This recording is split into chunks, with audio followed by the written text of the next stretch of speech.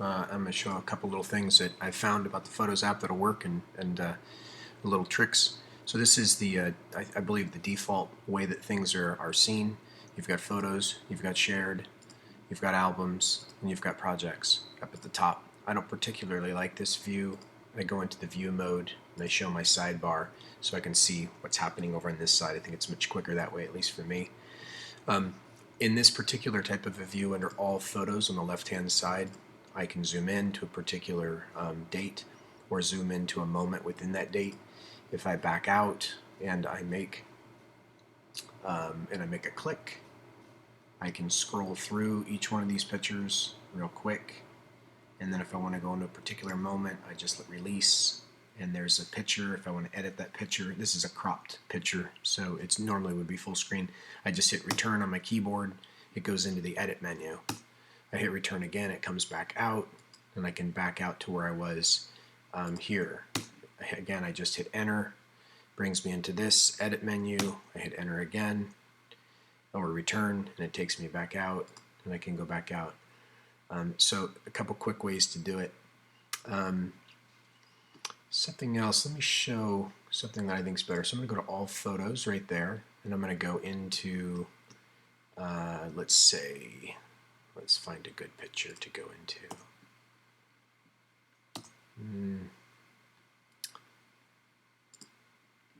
Let's go into a nice full screen one like that.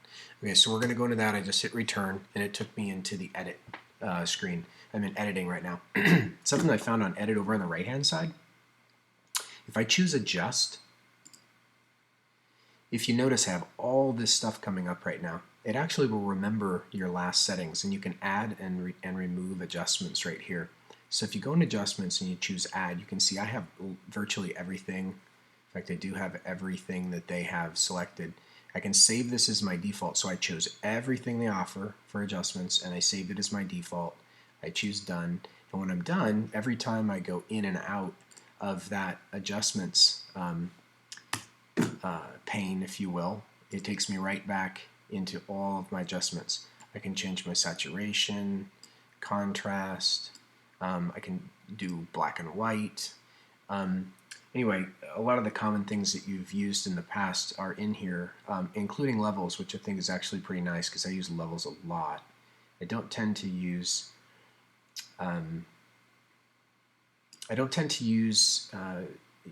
saturation and contrast quite as much as I do levels to give things kind of a pop.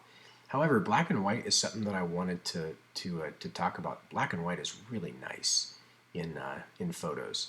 The intensity of the black and white, neutrals.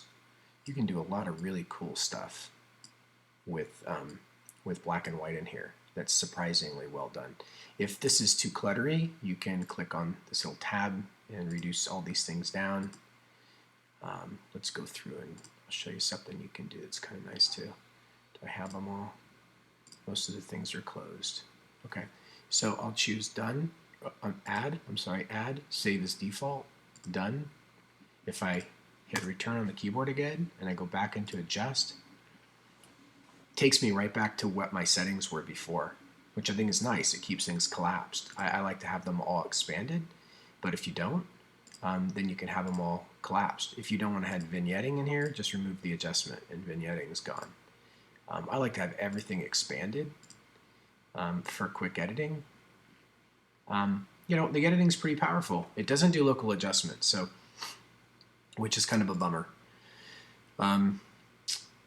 Let's put color back on. If I wanted to, so let's say, change the background color, or if I wanted to make a local adjustment, making this area brighter and this area darker, I can't do local adjustments, which is a problem for me. But in terms of everything else that it does, it's not bad.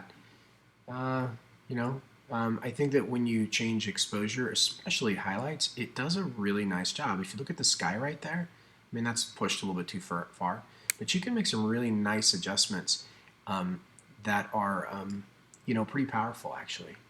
If I turn this off, this is something else that's interesting, and I change my light adjustment, watch this. If I turn my light adjustment up here and then I look to see what it's done, it's actually made all kinds of adjustments underneath the hood by just choosing light. And most of the time, it's pretty darn accurate.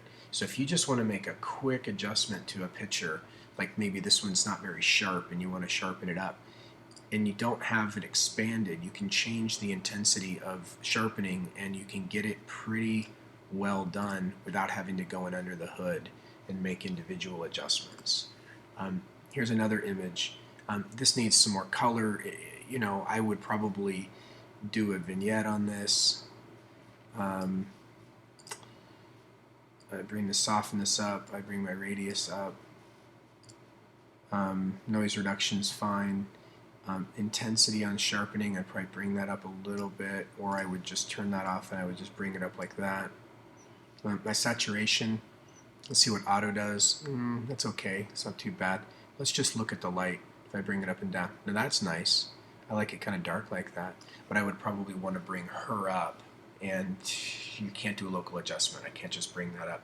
Now in the future it would be nice if I could right click right now and I could export this to Photoshop or to Nik software and make adjustments that way. That would be fantastic, but this is all you get at this point. So again, that looks okay. I double click.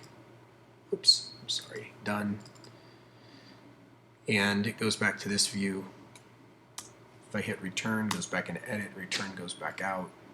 There's actually quite a few keyboard shortcuts that you can do as well. So, you know, not not terrible.